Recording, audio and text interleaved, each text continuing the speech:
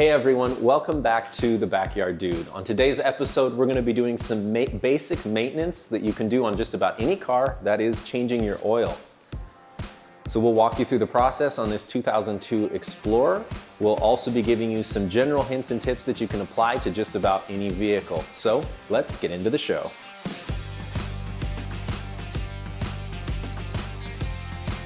Let's talk a little bit about the oil itself and things that you can keep in mind when you're looking for oil for your car. You need to know a few things about the vehicle.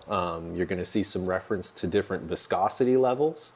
How does that work, Michael? Yeah, and basically newer engines generally have a viscosity that's a little bit thinner oil.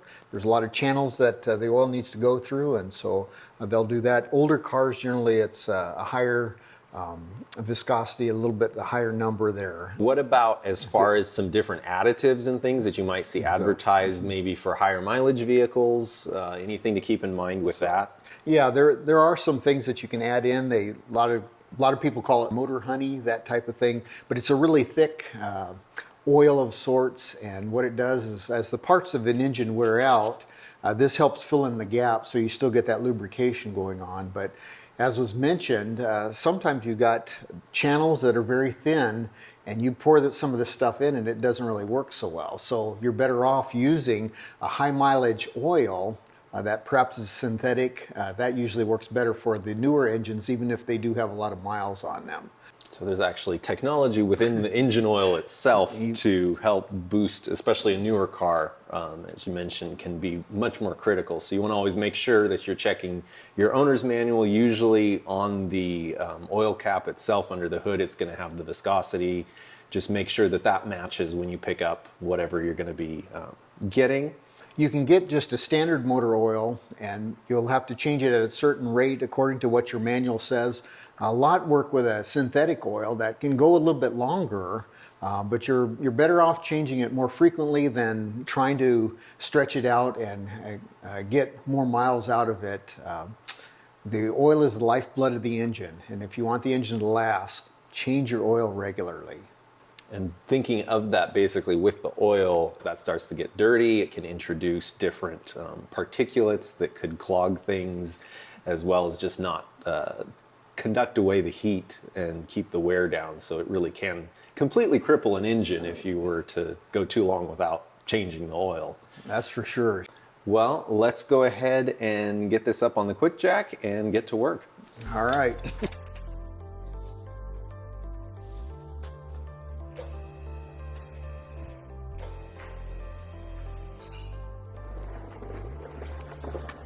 You join me now underneath the Explorer. So the oil drain plug as well as the filter are located pretty much right on the front axle line. We've got the drain plug right there, and then if you look up, there you'll find the filter. So basically you find where your plug is and you go ahead and loosen it up.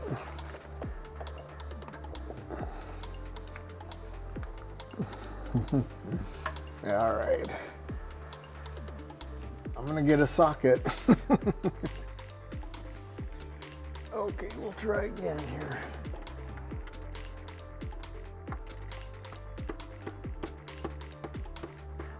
Okay, there it goes. Position your drain pan underneath. It's nice having it jacked up so high because it's easy to move around down here, but it's probably going to want to splash once it starts coming out.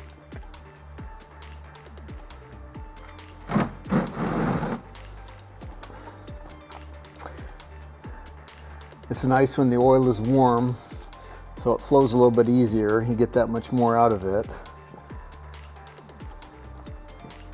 That's what it's good to wear gloves because you are going to get messy.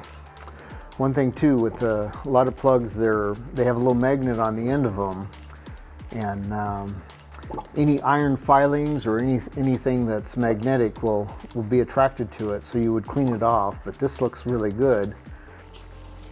A lot of times you'll have on an oil plug what's called a crush washer that fits on there, and so when you tighten it up, it holds it tight. This one doesn't have that, but a lot of vehicles do So you may want to replace that if your vehicle uses one.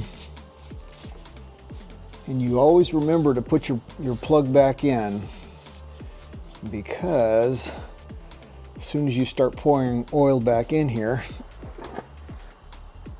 it needs to be contained.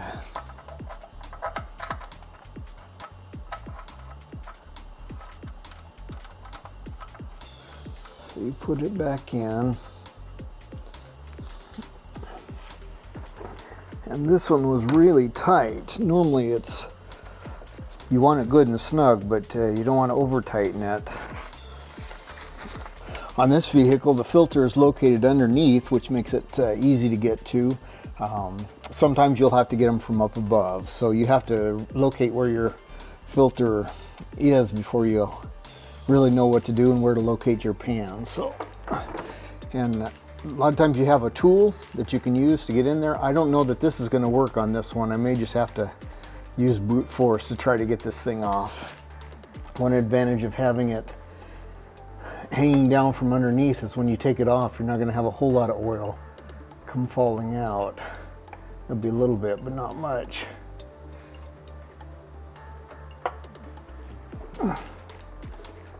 Just put it in your pan like that. And we'll go get the fresh one and put it on. So it's not a bad idea with your filter before you put it on is to go ahead and pour a little bit of oil in. The oil needs to go through, and it goes through this filter material and comes on back out. So if you fill this up and get the paper filter all oiled up, it just gives you a little bit more protection, so that when you first start up your engine, it's not looking for oil. There's already plenty of oil available. So, and then I put on a clean glove, so you take a little bit of that and put that on the gasket just to make sure that it seals up good. All right.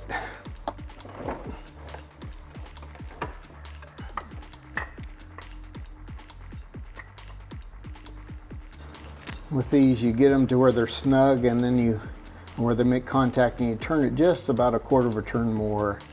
And that's what it is. You don't have to crank it down too tight. Just enough to compress the gasket so that it seals really well. So that's everything from underneath. The rest is just a matter of putting the oil in on the top, and you're good to go. So I'll clean up a little bit down here, and we'll go ahead and put the oil in.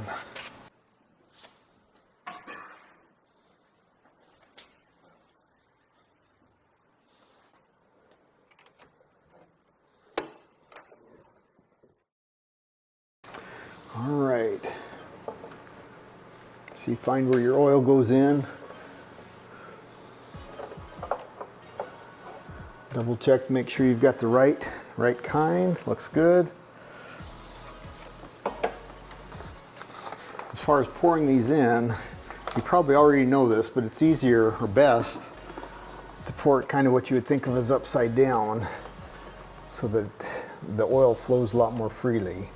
And hopefully you make less of a mess. If you have the opening down toward the bottom, it wants to burp out. And we double checked this before, and it holds 5 quarts, so we'll go ahead and put this whole container full in. But if yours is just 4 quarts or 4.5, whatever, you don't want to overfill it. It's a possibility of blowing out your main seals, so only put in what you're supposed to, but we'll double check it with the dipstick when we're done. The color looks a little bit different than the stuff that came out. Okay, I think we just about got it there.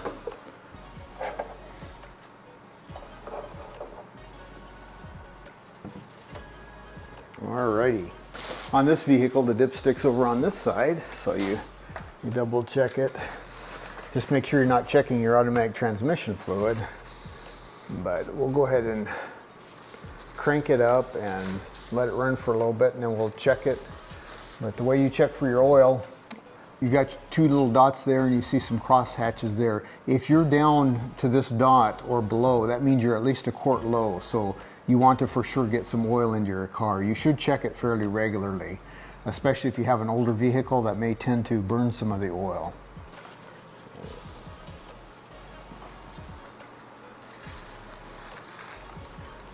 Looks like it's already starting to register. So yep, looks like it's just about full, right where it's supposed to be. So we're going to go ahead and crank it up. Now, when you first do that, you may get the oil light on. You just want to make sure that clears. If your car has some kind of maintenance minder, you might also need to reset your oil change interval. So depending on the vehicle, there's different ways to do that. Check your owner's manual or maybe online forums for that. So let's give it a crank and see what happens.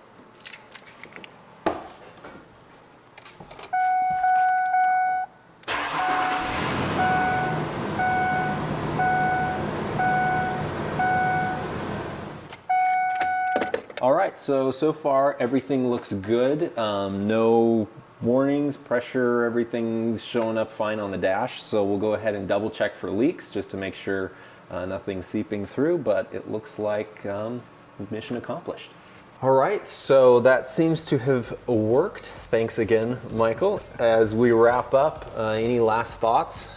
Yeah, well, there's one thing we can appreciate is that with a lot of people, when they buy a car, they get a maintenance oil change done by the dealer. That can be a good deal if you keep your car for a long time. You can save a lot of money, but if not, this is a way to go. How much does it cost if you were to just take this in to have it done? For this, it's about $50 when I checked. So buying the oil and the filter was around $20. So about $30 savings there. Didn't take you too long. So no, not too bad to do. So that's definitely an area that you could save. And depending on the vehicle, obviously if you need like a full synthetic, the oil itself might cost a little bit more, but it's not going to be proportionate to the amount that you end up paying if you take it somewhere. There you're looking over $100. So you can easily save $50 or more by handling it yourself. Yeah. And I think the average person, you kind of feel good about doing something for yourself.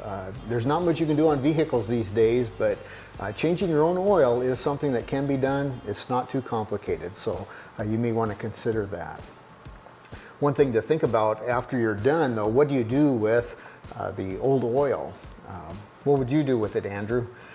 I'd probably just hide it in the corner somewhere and worry about it later. So yeah, you don't want to just pour this down the drain or in the gutter or something like that where it's going to end up damaging the environment. There are places where you can dispose of it, and you do want to do that properly. Don't go and hurt the environment. Well, thanks again, and we hope that you enjoyed this content. Let us know if you want to see more simpler projects that you can tackle on your own as we walk through them. Definitely give the video a like. Be sure to subscribe so that you can stay in tune with anything that we have coming out in the future. And we'll catch you on the next video.